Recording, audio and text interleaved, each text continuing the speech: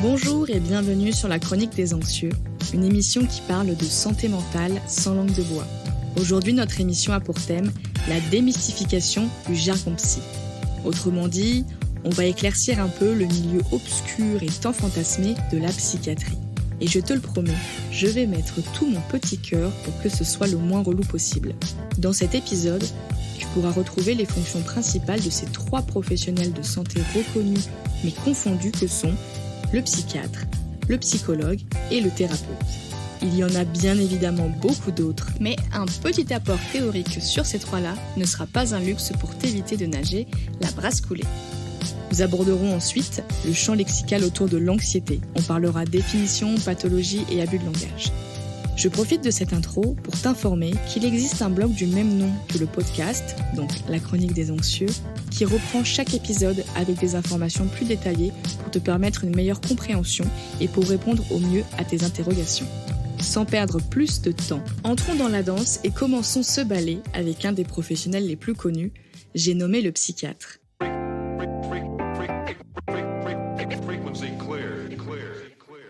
Il faut une dizaine d'années d'études de médecine pour obtenir le titre de psychiatre.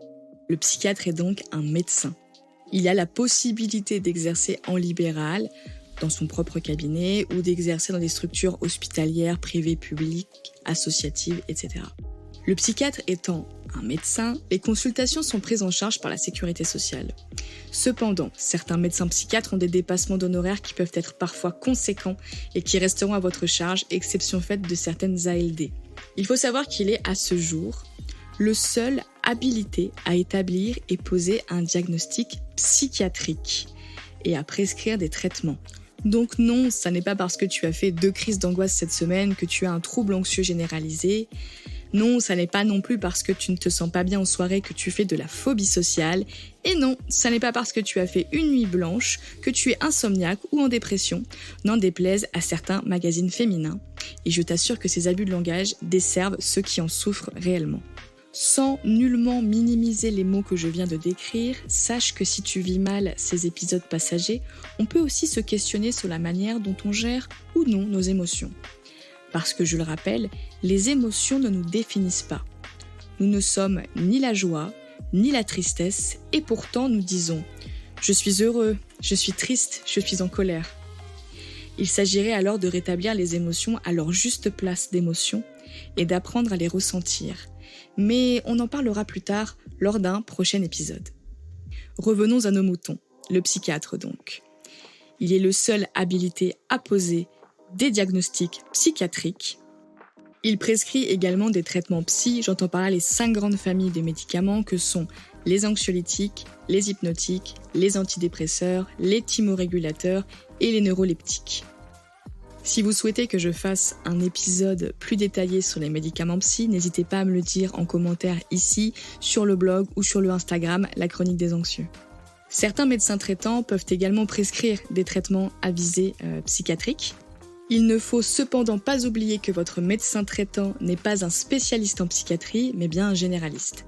Bien qu'il soit habilité à vous orienter vers un médecin psychiatre et à vous prescrire des traitements dits étayant, apaisant le temps d'avoir rendez-vous avec un psychiatre, il ne se substitue en aucune façon à ce spécialiste. Il peut aussi bien évidemment vous renouveler une ordonnance faite au préalable par votre psychiatre si cela s'avère nécessaire. Certains psychiatres, voire tous, ont des domaines de compétences en plus et peuvent proposer un suivi régulier. Mais en règle générale, on voit un psychiatre pour tout ce qui a trait au traitement, aux arrêts de travail et au diagnostic. Et le suivi est ensuite opéré par un psychologue, puisqu'il travaille en collaboration et non en concurrence, comme on aime à le croire. Continuons notre enchaînement avec un magnifique pas de bourrée pour introduire le psychologue.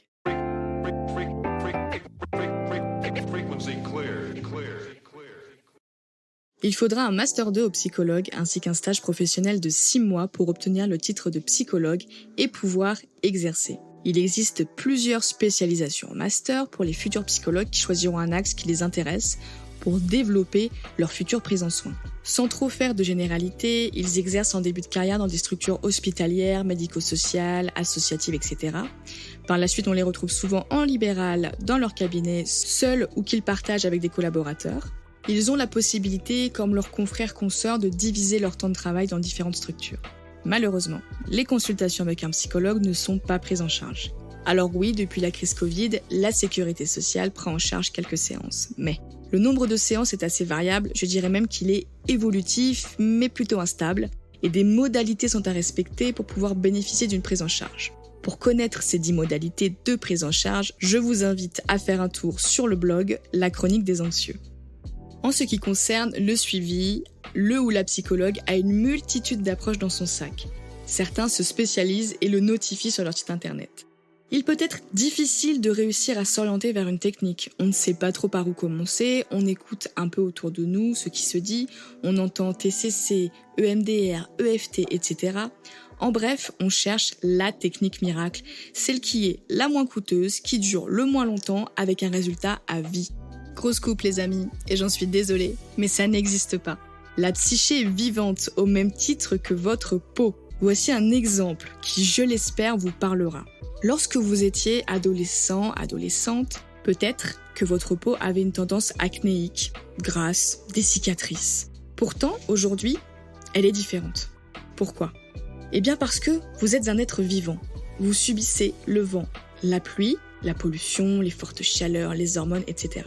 Et malgré toutes ces agressions extérieures, vous avez pris soin de votre peau. Lavage, hydratation, protection contre les UV, gommage, masque, etc.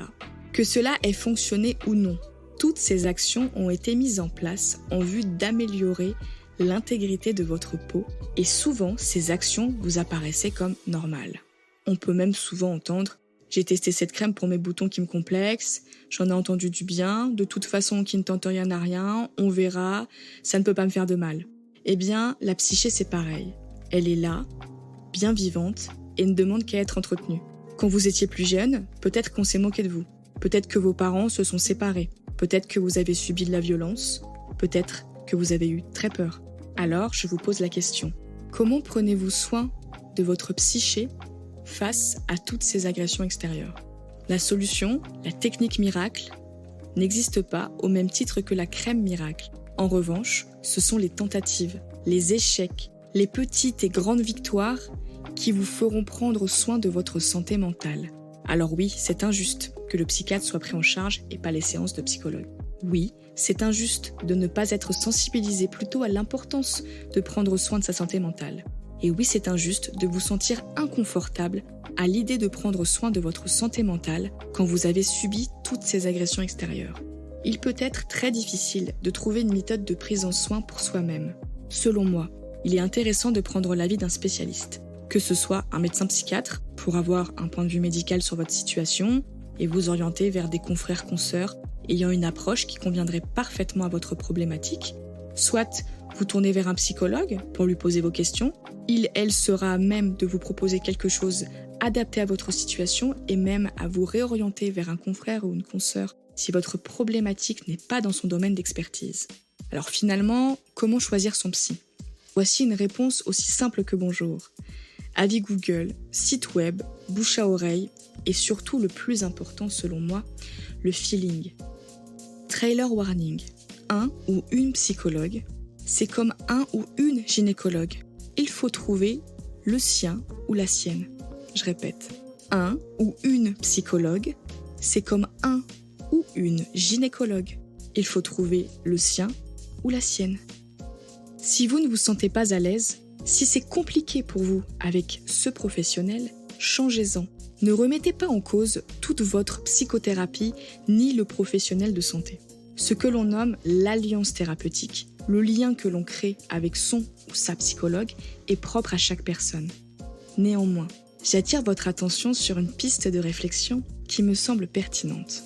Si vous changez de psychologue assez régulièrement, hormis la possibilité que l'alliance ne se crée pas, êtes-vous prêt à évoluer, à changer, à vous remettre en question ? Avez-vous des bénéfices secondaires à rester dans la situation dans laquelle vous êtes ? Saviez-vous que vous avez le droit de ne pas être prêt ou prête pour le moment ? Si vous souhaitez que j'éclaircisse un peu certaines techniques de prise en soin, connaissez la marche à suivre. Je vous attends en commentaire, ici, sur le blog ou sur Instagram. Nous finirons ce ballet par une somptueuse pirouette pour conclure avec le plus flou des acteurs de santé. J'ai nommé le thérapeute.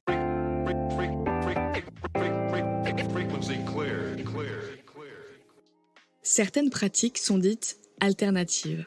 Vous avez pour la plupart déjà entendu le terme de médecine alternative, le terme médecine n'étant toujours pas relié à un médecin. L'appellation thérapeute n'est pas considérée comme protégée en France, à la différence des psychothérapeutes, des psychologues et des psychiatres.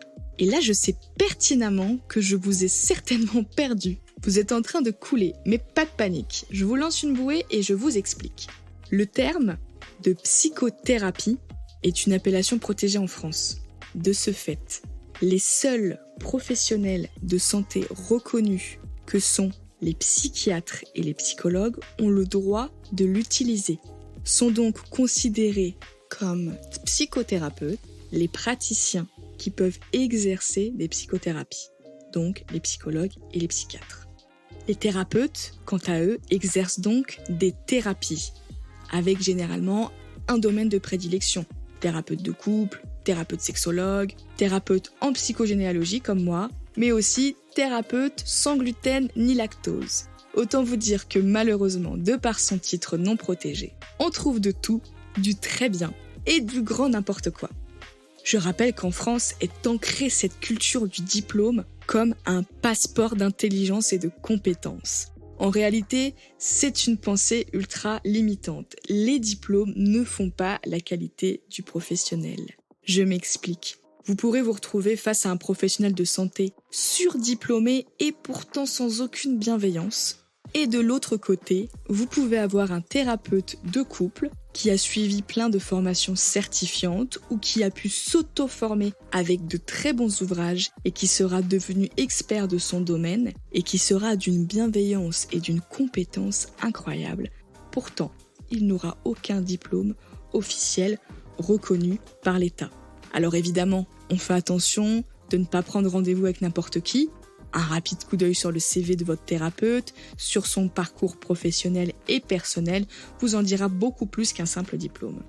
Pour conclure avec cette première partie sur les professionnels de santé, je dirais qu'il faut garder à l'esprit que ces professionnels ne sont pas en concurrence et qu'aucun n'est meilleur qu'un autre puisqu'ils travaillent en collaboration. Par conséquent, toutes leurs approches peuvent être complémentaires. Passons maintenant au champ lexical de l'anxiété.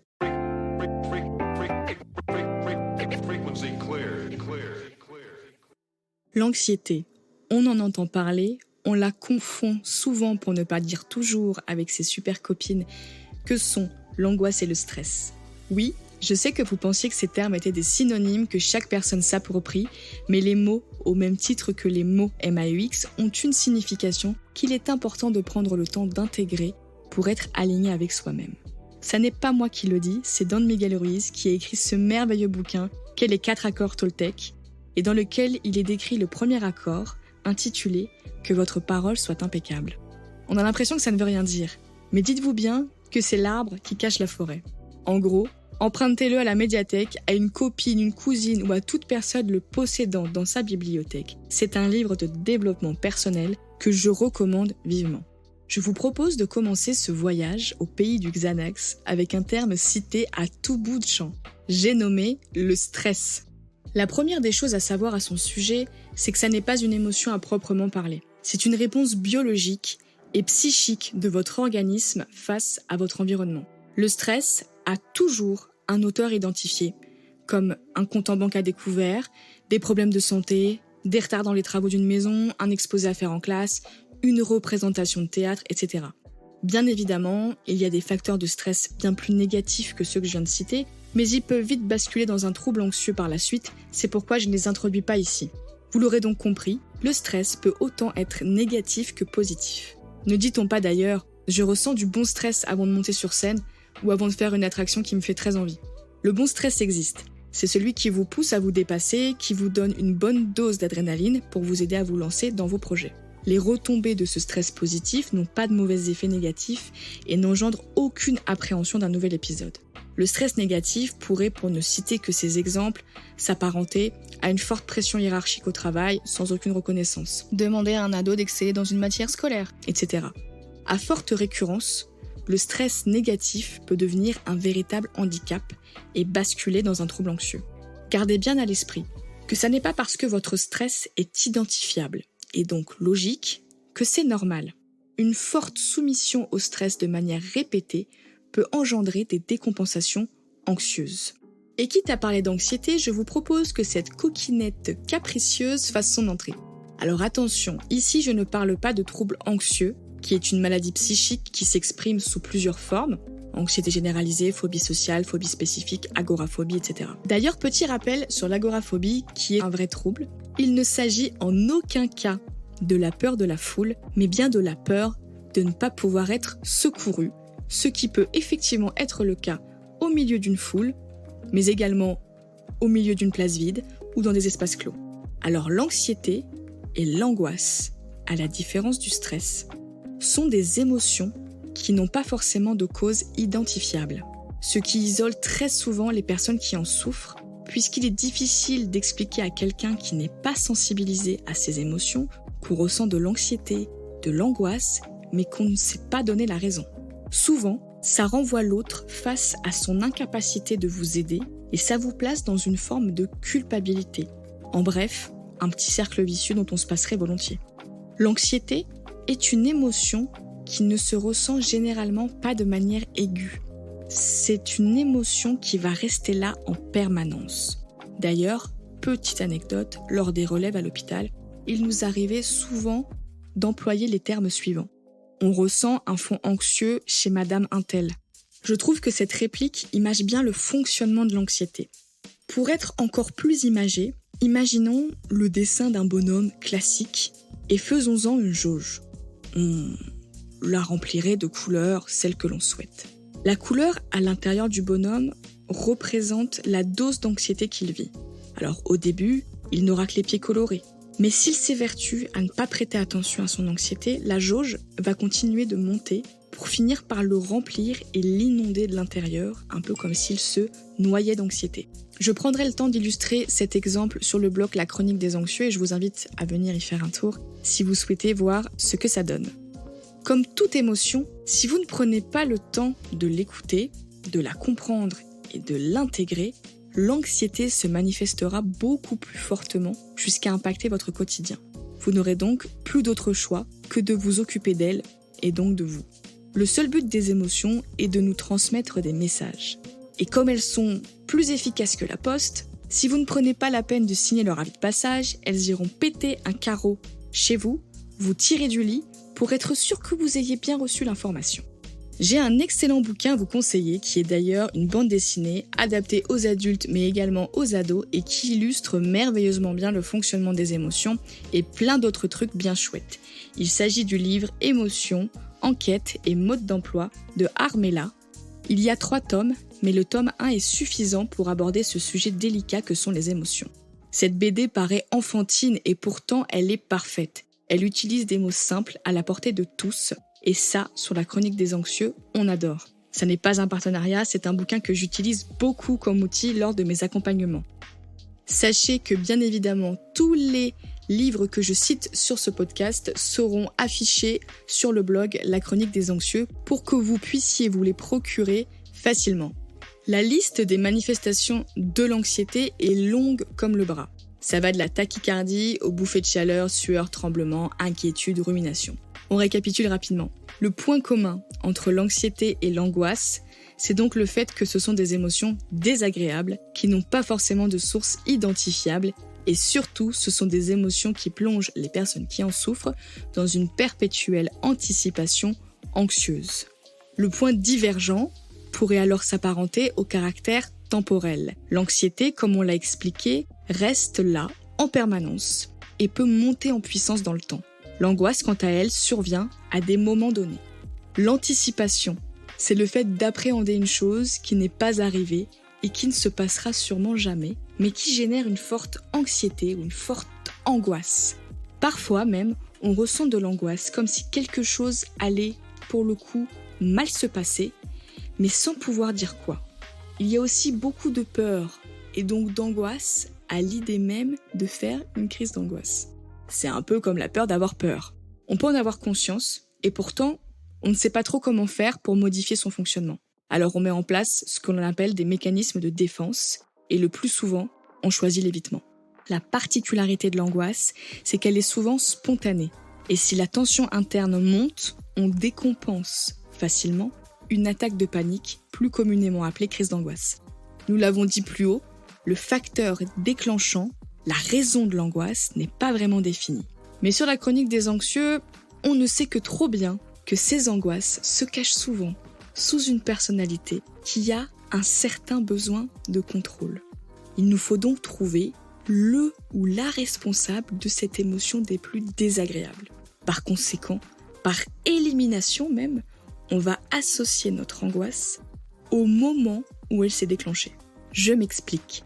Si une angoisse, voire une attaque de panique, survient lors d'une sortie au cinéma, on va associer son angoisse au cinéma, le lieu. Si l'angoisse survient chez H&M, on va associer son angoisse à ce magasin H&M, voire à tous les H&M et dans certains cas plus extrêmes, au magasin en général. On va donc mettre en place ce mécanisme de défense qu'est l'évitement, où l'on va donc éviter, voire arrêter d'aller dans le lieu où on a fait des attaques de panique. Il se peut que cela fonctionne un temps, un laps de temps généralement très court, puisqu'étant donné que le message derrière cette angoisse, à ce moment précis, c'est-à-dire au moment de la crise, n'a pas été écouté, n'a pas été entendu ni reçu, l'émotion qui, je le rappelle, n'a que pour mission que de délivrer des messages, va continuer de se manifester, notamment par de l'angoisse, dans d'autres lieux, jusqu'à ce que vous ne puissiez plus sortir de chez vous sans faire d'attaque de panique et que vous n'ayez plus le choix que de l'écouter. Très joyeux comme constat, me direz-vous, et je suis assez d'accord. L'évitement crée le renforcement et l'alimentation de l'angoisse.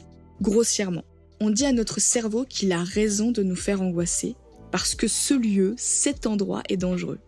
Et nous ne pouvons pas déconstruire cette idée si nous n'arrivons pas à prouver le contraire à notre psyché. Alors je vous vois venir. Minute papillon, c'est bien beau ton discours théorique, mais moi quand je panique à la Fnac, je m'amuse pas à dire à mon cerveau « c'est dans ta tête », je cours vers la sortie avant de vomir, tomber dans les pommes, hurler, pleurer, etc. Et vous auriez raison de me dire ça. J'aimerais qu'on parle un peu des symptômes les plus fréquents engendrés par l'angoisse. Les symptômes de l'anxiété et de l'angoisse sont souvent similaires, à la différence près qu'on peut ressentir une forme d'oppression thoracique quand on éprouve de l'angoisse. Si vous avez déjà fait une crise d'angoisse, vous voyez très bien de quoi je parle. Lors d'une attaque de panique, une des premières choses que l'on peut se dire, c'est « je vais mourir ». Il y a un vrai sentiment de mort imminente. Cela tient du fait que les symptômes ressentis peuvent être comparés à un malaise cardiaque. Ce qui ne veut pas dire que vous allez forcément faire un malaise cardiaque si vous n'êtes pas cardiaque, si vous n'avez pas de problème cardiaque de base. Pourquoi est-ce que mon corps me fait des trucs pareils, me direz-vous ? Je vais tenter de vous expliquer le fonctionnement d'une attaque de panique avec des mots non médicaux, alors je vous prie de m'excuser si c'est un peu brouillon.